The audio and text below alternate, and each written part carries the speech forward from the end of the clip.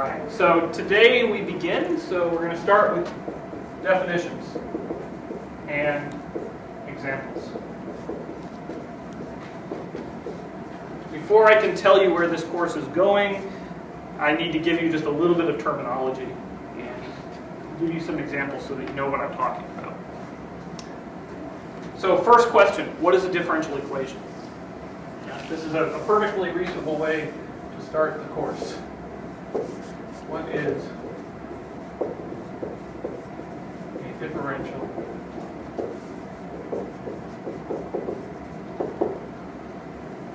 equation? Oh, it's supposed to be a 1. Any suggestions?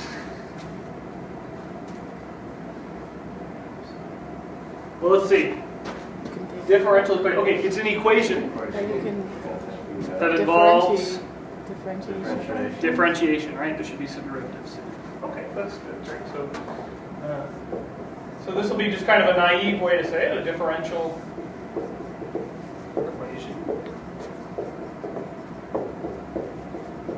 is any equation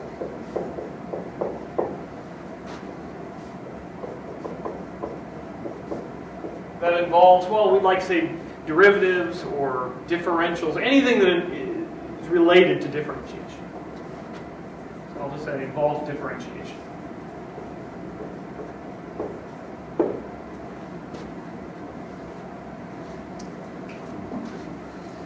Okay. Why? Why not integral equations? Why not cookie equations? No pun intended. Why are differential equations worthy of, first a name and then a course? Okay, so let me give you several examples of differential equations. So the first example goes back to Newton.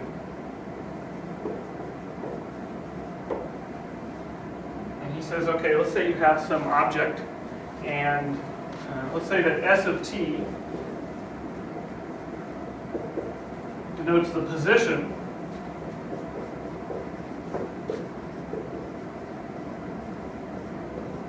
of an object, and that there is some force acting on this object. What does Newton say? Force equals mass times acceleration. Okay. Of course, there's really some implicit variable in here, namely t. Right? The force at time t is the mass. Okay, that's a constant. That's fixed. Times the acceleration at time t. Okay. Well, I said this is about differential equations. Where's the derivative? Well, of course, how could we write this as a differential equation? Well, acceleration. What is that? St prime. Yeah, it's the second derivative of position. So I can write this as the mass times the second derivative of position.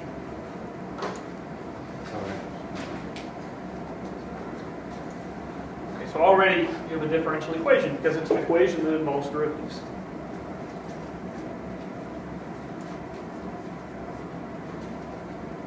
Okay, what's next? Oh yeah, so this one I have to copy down. The only person in here I know who could do this without copying is Kylie. Okay, so this one's a little more technical, for me anyway. For Kylie, Kylie's an engineer, so he knows what's going on here. But so let's let Q of t be the charge, so this is an electric charge, on a capacitor. Capacitor. Spell that right? On a circuit, or in a circuit.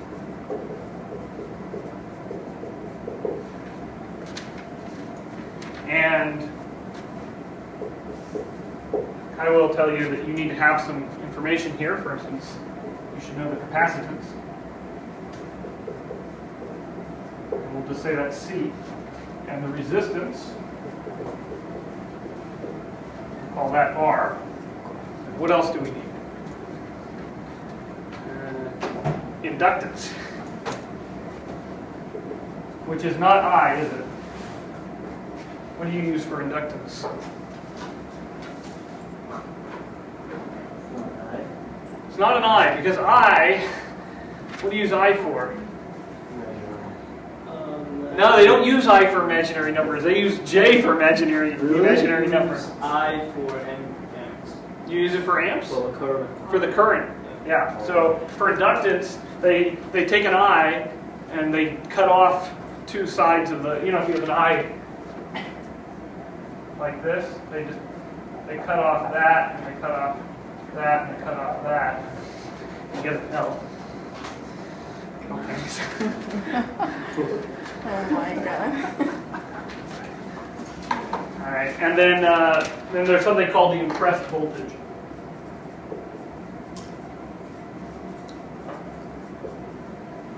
Which is a function of time, so E of t. So whatever this voltage is, right, E of t, at time t.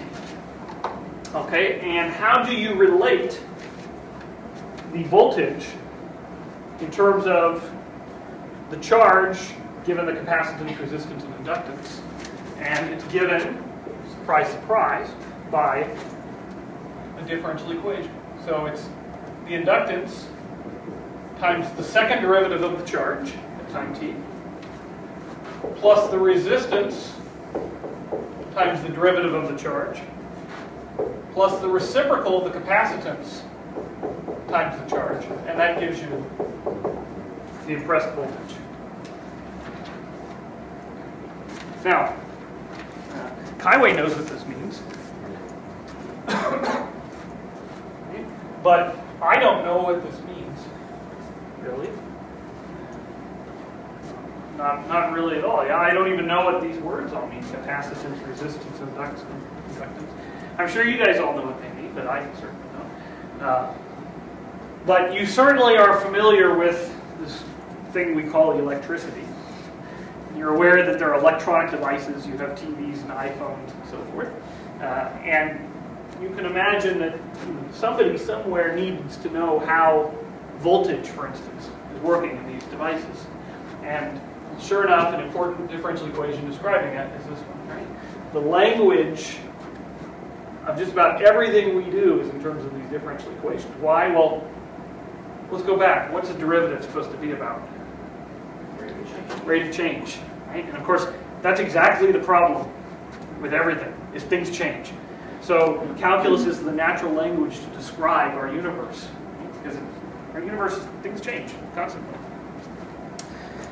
Okay. For those of you with a biological bent, so if we let A of t denote the amount, A for amount, of some radioactive substance. As far as I know, it will not give you superpowers. So this is at time t. Well, when you think about radioactive substances, they're radioactive, right? Because they're decaying. That's what's happening. Okay, and of course, what's the measurement that people usually use to discuss how quickly something is decaying? What's that? Time. Well, time, of course, but there's something, half-life, right? They talk about the half-life of something. Half-life of this plutonium is 238 years or something like that. So, what does that mean? What is the half-life? Yes, Chrissy? It's how long it takes for half of the material to decay. Exactly, right? For half the substance to go away, that's how long it takes, right? That's the half-life. Now, what's interesting is, let's say you start, you have a substance with a half-life of 5 years. Right? You start with 100 grams of it. In 5 years, you'll have 50 grams. In another 5 years, you'll have 25 grams. So you actually didn't get rid of as much in the second 5 years as you did in the first, which is a little strange, right? You think, oh, you should be getting rid of everything at the same rate, but it's not a constant rate it's getting rid of, right? It's got the same half-life, right? That's constant. But what it really means is it's decaying at a proportional rate. The amount that you have tells you how much you're losing. Right? It's proportional to how much you're losing. So that tells us that the rate of change of the amount, of course, as soon as you say rate of change, there's a derivative popping up. So the derivative of the amount is proportional. Whenever you say proportional, there's going to be a constant. It's called the constant of proportionality. So the rate of change is proportional, they usually use K, to the amount that you have.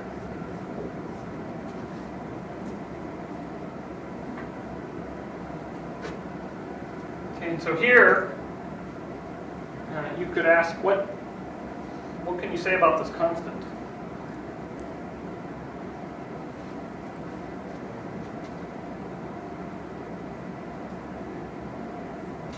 Positive or negative?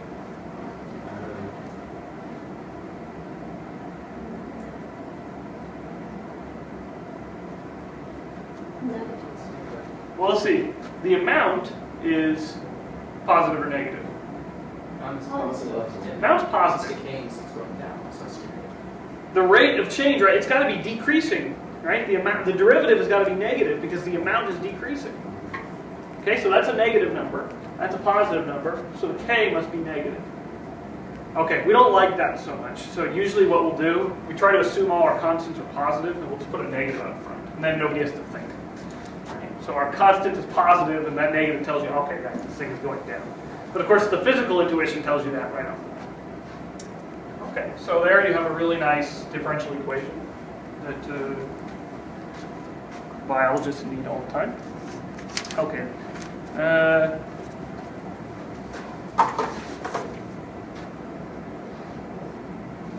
Another example. So this one comes from, I don't know, I guess probably biologists need to know this one too. People, who cares more about animals? Like, I know biologists worry about animals, but I mean, people definitely in the life sciences, you need to know about populations. Who studies that stuff? Zoologists. Zoologists? But don't they have to work in a zoo? All right, so let's say you have some population of rats. Whatever. Pick your favorite animal that you want to see die. Just your favorite animal. You can ask, how many rats are there at a given time? So we'll let y of t denote the number, right, or the population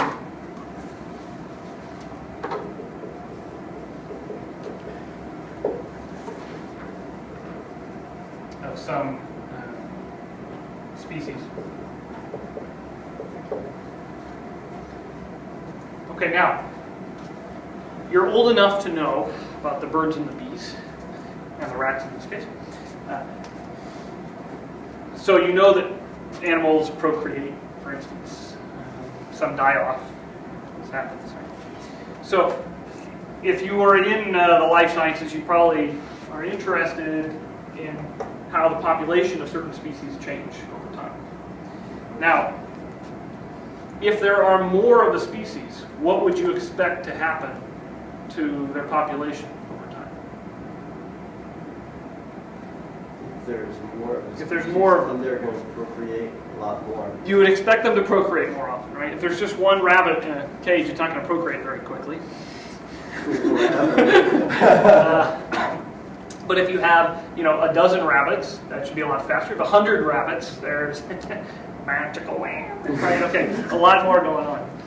Okay, so you would expect that the rate should be dependent upon the population, and that the more that you have, the faster it should grow. Right. But is that really the whole story? Because I mean, if that was the case, you could just set it up like this, only you'd get rid of the negative. Is there more to the story? Well, it's an assumption, like, it depends how many males, how many females there are. Sure. Let's, for the sake of argument, let's say that we have an asexual species, and we don't care about that distribution at all, right? They can reproduce as long as there's 2 of them or something. What is another factor, though, in terms of whether or not they can keep growing? If they're prey or predator. If they're what? Okay, there's predator and prey, but let's just stick with one species for now. Food, all right, this is important. Okay, let's take the humans that's a good species, all right? So we don't have a lot of predators after us. Okay, so as far as we're concerned, we're just the one species in the model. And could we, what are there now, 6, 7 trillion, billion people on the planet? All right, okay, could we continue to grow? 10, 20, 50, eventually, right, of course, there's a space issue. That would stop you. But before the space issue stops you, the food issue is going to stop you. Right? Okay, and then maybe other things. So there is some theoretical maximum, right? If you have more than this number of people, you cannot support life, right, over that. So this is sometimes called the saturation level. You saturate the planet. So let's call K the saturation level. Okay, so you're not allowed to have more than K. And what do I want to call it? And let's call little r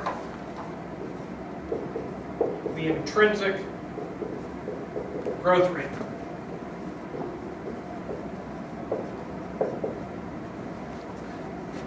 Okay, now I'm guessing if you can't see that barely, you're not going to be able to see over here. Is that Up to the mark there. yeah? Okay, so can you see above that line? Yeah, you can do drive to the lower third. So you can't Lower see. third. Okay, I'll stick above that for now. So I have to copy his name. Okay, so this next differential equation is going to be called the Fermat's or logistic equation.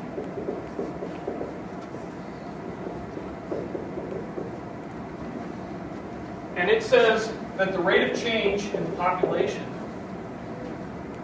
well, it is going to be proportional to the intrinsic growth rate. That's what we want. But you have to get this saturation level in there too. So the way you do it is you stick in this quantity.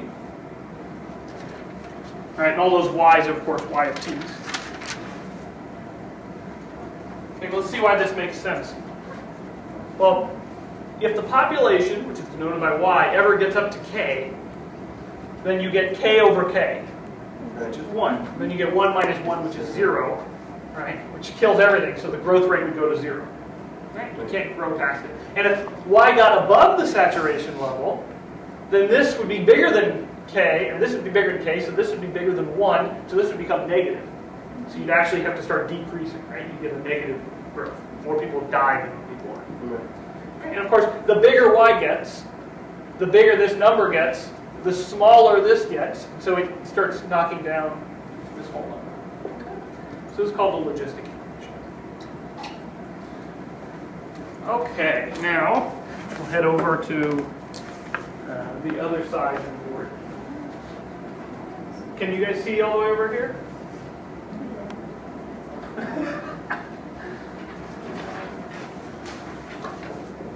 Right there. Is that big enough? Okay. Now, you guys mentioned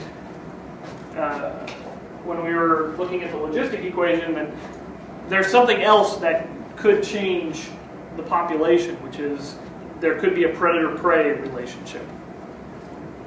And by the way, whenever you're given any sort of an example where they, in this class we model with the differential equation, I think it's great. The first thing you do is sit down and ask, what's wrong with this?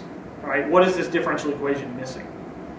Now, this is, of course, this is always important to be skeptical of these things, right? Now, because what you have to know is what really matters, right? If I forget about the fact that there is a predator-prey relationship, am I going to miss out on something that really matters? And odds are, yes, you will. All right? But there are other things, for instance, if I worry about the soil composition in the desert, whether it's a pH of 0.02 or 0.022, these sort of things, these things don't matter so much to how much plant life you're getting.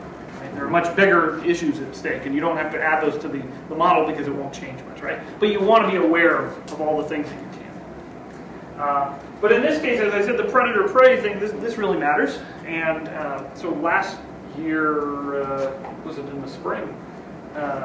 Zoe, you did a talk on this. Should know this, the Logistic equation. So you can ask her to show you her presentation on this if you're interested.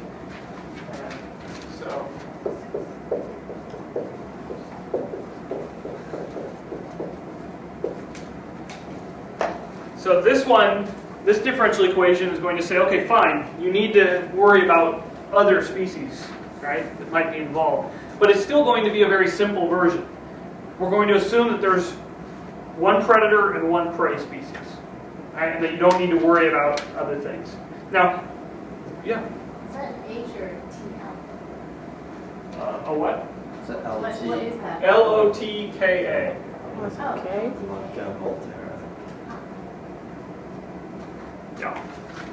So, certainly if there is a prey, there's usually more than one predator. And a predator usually has more than one prey. But this is already going to be a much better approximation of reality. So here we're going to consider two species, and their populations are going to be given by x and y. So x will be the population. Let's say I choose the prey. And y of t will be the population of the predator.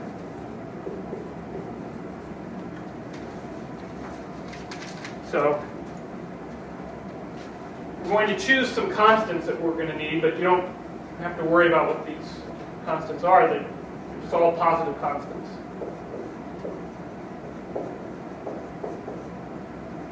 And the Logistic equations, for our purposes, are going to say this: the rate of change of the prey is proportional to their population. Right? So the more prey you have, then the faster they'll grow. On the other hand, the more predators you have, the slower they're going to grow. Yeah?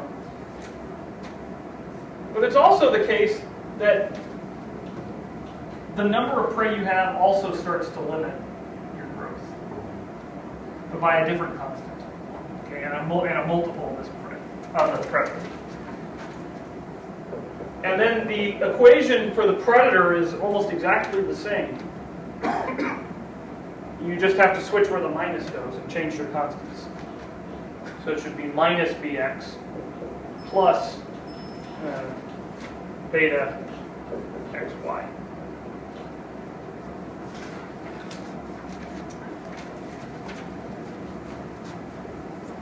So those are the Logistic equations. So we won't necessarily get back to every one of these equations I'm putting on the board in this class, but the ones that fit the class we'll certainly try to get back to and solve them. Any questions so far? These are just examples. See, here's just a kind of a general statement. Let's say that you have some mass that you stick on the end of a string, right? Like say a spring, and you pull it down, and right, let it go up. It's kind of a canonical differential equation example. Okay, so the motion of a mass on a vibrating string.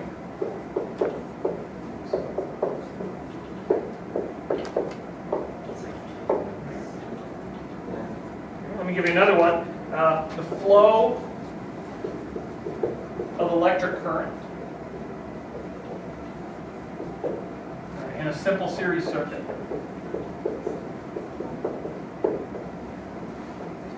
If you want to know more about what a simple series circuit is, that's kind of.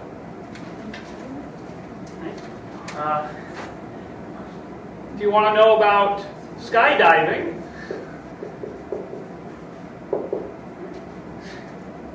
yeah? Anybody ever skydove? Dove? No. Skydived? Dove. Then you're a grammar expert. Skydived or skydove? Gone skydiving. Gone skydove, that's it. Is it now? So, That's good. or Yeah. Has anyone ever gone skydiving? Okay. In any case, you might think, okay, well, you're just falling. But of course, what's going on there? There's a certain point where the wind, right, is pushing up at the same speed, right? You actually don't accelerate anymore. Right? It's called terminal velocity. Okay. So if you want to know about that physics and what you're, well, in any case, all three of these situations are actually modeled by nearly identical differential equations. So they're all modeled by differential equations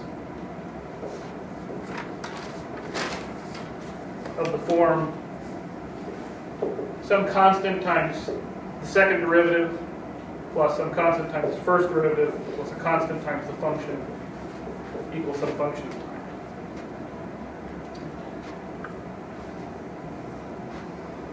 So this is one of the other really cool things about differential equations is they say, okay, fine, you have some real world problem, you want to model it, and then you have some other real world problem and you want to model it, and you use differential equations to model those problems, and then you say, wait a second, those are really the same differential equation. Even though skydiving and the flow of electric current in a simple series circuit, you don't usually think of those as being identical things.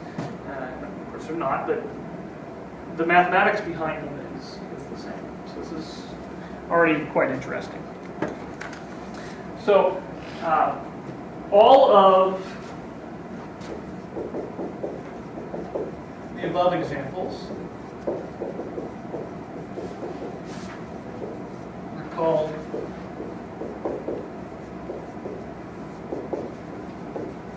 ordinary differential equations.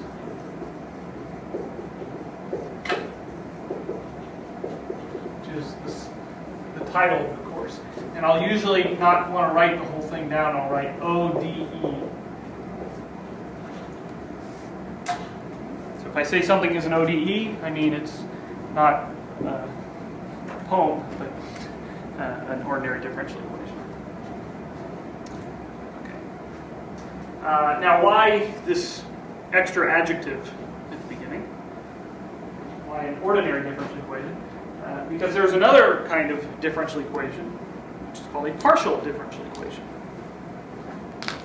So, a partial differential equation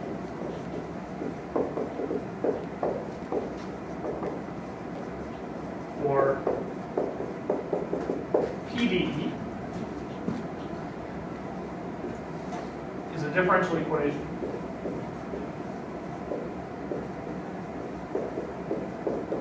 and from now on, if I have to write it, differential equation, I'll just write DE, right? Which doesn't tell you if it's PDE or ODE, it's just any differential equation. But it's a differential equation that involves, can anybody guess? Partial derivatives. Yeah.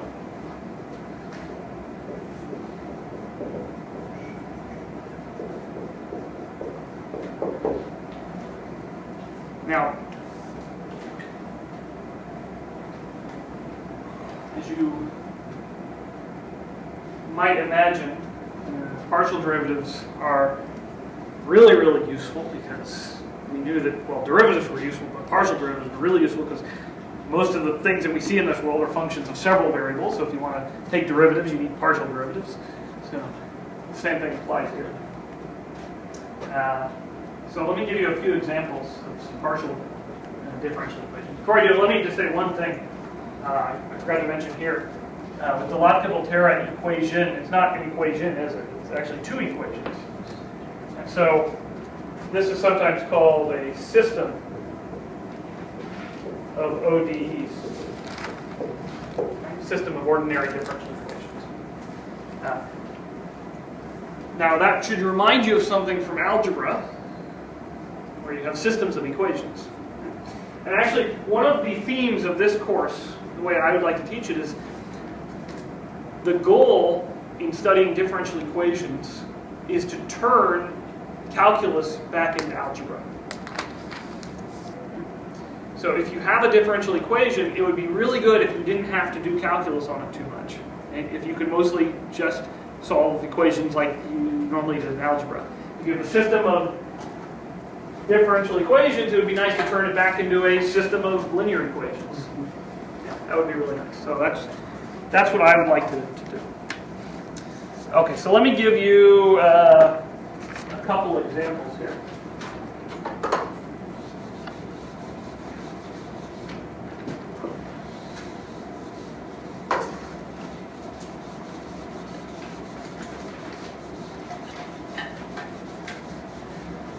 So I apologize if you just got out of 265. These examples should be reasonably fresh in your head. If it's been a while since you took multivariable, some of these things may not be so fresh. But, okay, so what are we on? G? F? Yeah, G. Okay, so this first one, called the Laplace equation.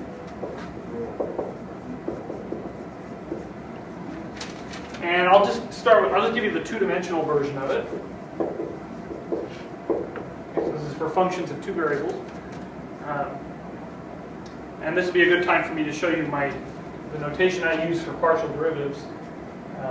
So say you have a function u, right, of two variables, x and y. Then the Laplace equation says that the second partial derivative, right, both with respect to x, plus the second partials both with respect to y, add to 0. Alternatively, this says that the Laplacian of u is 0. Okay, what was the Laplacian of u? Before I say that, I'll say this. Alternatively means that if you take the gradient, so remember this symbol here, this nabla, this upside down triangle, meant the gradient. What did the gradient mean? The gradient of f, right, is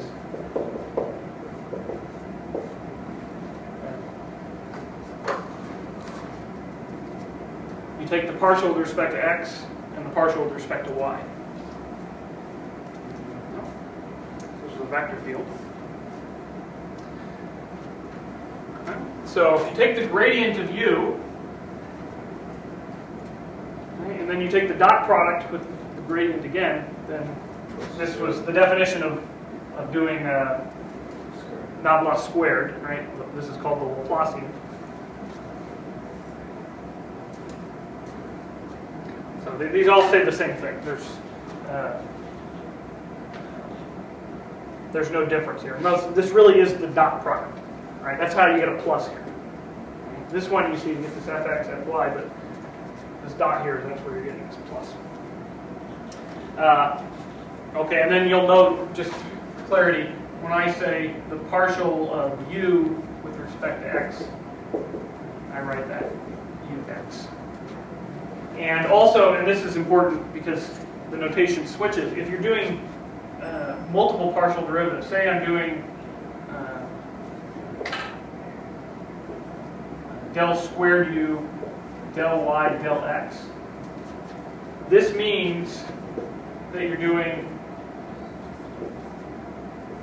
del y of del u, del x. Is that right?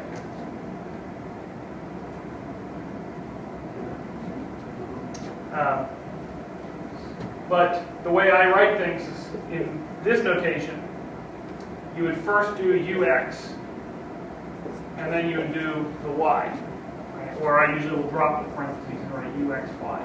So you have to be aware that if you translate these notations, the order of x and y gets switched.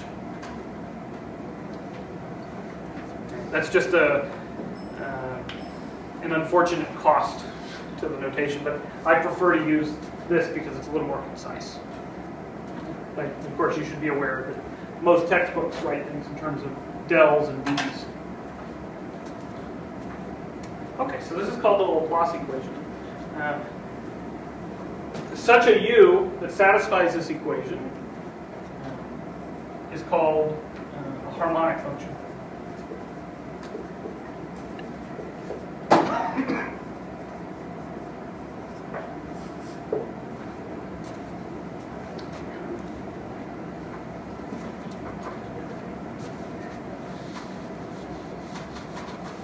Build up a little bit more from this.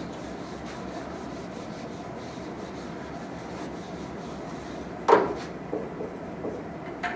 see, I guess I'll do the wave, no, the heat equation next. This is called the heat equation.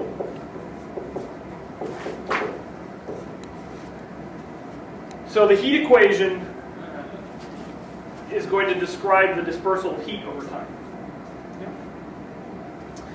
So the way it's given is, if you take the partial derivative with respect to time of the function u, that this satisfies, okay, you have a constant squared, alpha, times the Laplacian of u. So this is the heat equation. What's really surprising to me about differential equations is how small they are.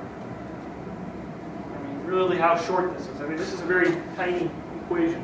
Of course, part of the reason it's so small is we've introduced notation that you have to unravel here. I mean, the Laplacian, I think you have to break it down. Okay, it's really the dot product of the gradient with gradient of u, and then you have to figure out what those are, and you can break it up a little bit. But still, this is a very concise way of talking about physical phenomena and describing things. This is quite nice. If you make this just a little more complicated, you can get the wave equation, and I'll just tell you this wave equation, this shows up in electricity, in magnetism, elasticity, fluid dynamics. It's just showing up all over the place. This is an important equation. And the only difference between the wave equation and the heat equation is you're taking a partial derivative of this with respect to t. So you're taking the second partial derivative with respect to t. Everything else is the same. And some squared constant times the Laplacian. Okay. And then the last one I want to even just mention, I won't write it down because it's sufficiently complicated that I don't want to get into it. And it's called the Navier-Stokes equation. Let's leave it Navier-Stokes. And this one is sufficiently useful and sufficiently complicated that we don't actually have a solution to it. And if you can make even good, solid headway into a solution, you can win the $1 million prize from the Clay Institute.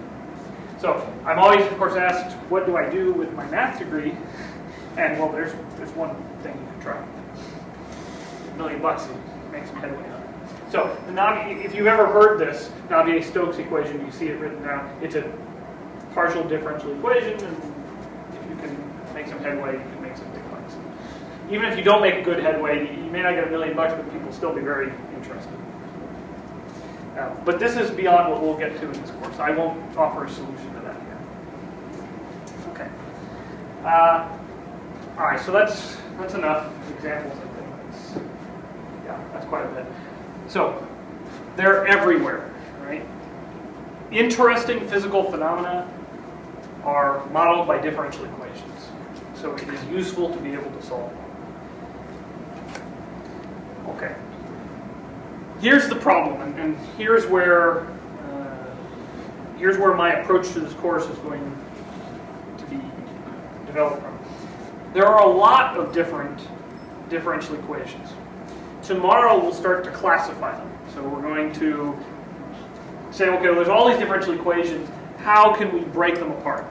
For instance, when you talk about, well, let's say you're just talking about polynomials. You're studying them in high school. What's the very first kind of polynomial you look at?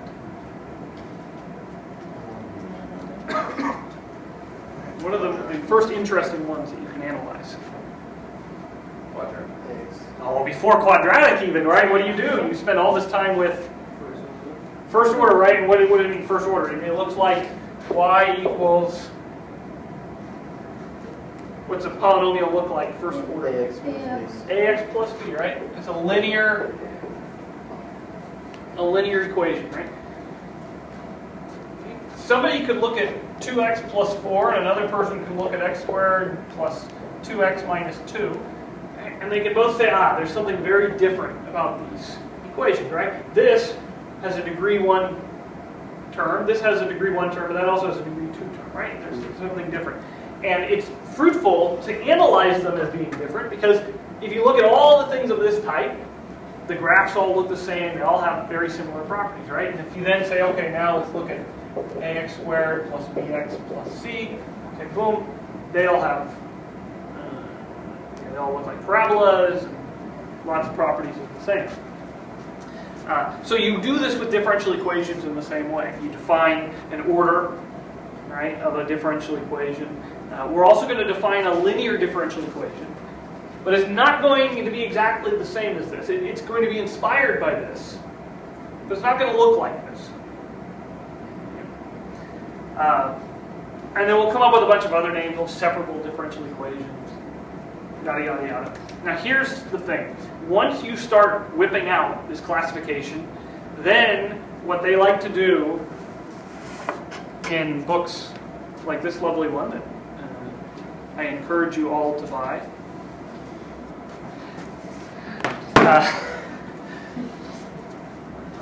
what they do in the first several chapters is they start giving you techniques of solving these individual problems. And so you get a differential equation, then you have to say, okay, now let's see. That satisfies, okay, this part of the classification, and for that part of the classification, I'm supposed to use the integrating factors method. Right? Or, oh, no, wait, okay, I have to look at, okay, first I have to find the homogeneous version, and blah, blah, blah. Okay, so you start having to do all these little tricks, and you have to identify with each one what the right trick is. I always found this to be terribly unnatural. Not in any serious philosophical way, I just didn't like it. So what I'm going to do is jump ahead to what is in, for some reason, chapter 6 of just about every textbook on differential equations. And we're going to solve them all. I don't know whether I'm more annoyed that your phone went off or that was the ringtone. The reason why I like to use these Laplace transforms is that for just about all of the differential equations you see in the first 5 chapters of the book, you can use the same approach, Laplace transforms, to solve them. When I talk to engineers, Laplace transforms is the method they use. And that's what they're using to solve these things. So I want to give you right up front the method that is the most useful, I think. Now, having said that, I still want you to learn these other methods. We're not going to cover them in class so much. I'm going to give them as supplemental homework assignments. The reason why they're useful, the reason why they're important, is that for any given problem, Laplace transforms is probably not the fastest way to solve it. There's usually a much better way to do it. And so it's important to know those other ways. Because sometimes the Laplace transform way might be very, very complicated versus one of these other ways. But it works on so many problems that I think it's the first one that you should see. And it really satisfies my goal, which is to make you believe the point is to take derivatives, calculus, and turn it back into algebra. Because that's what the Laplace transform is going to do. It's going to transform a calculus problem into an algebra problem. Okay, so I think that's a natural place to stop for today. We'll come back tomorrow. What time is the class tomorrow?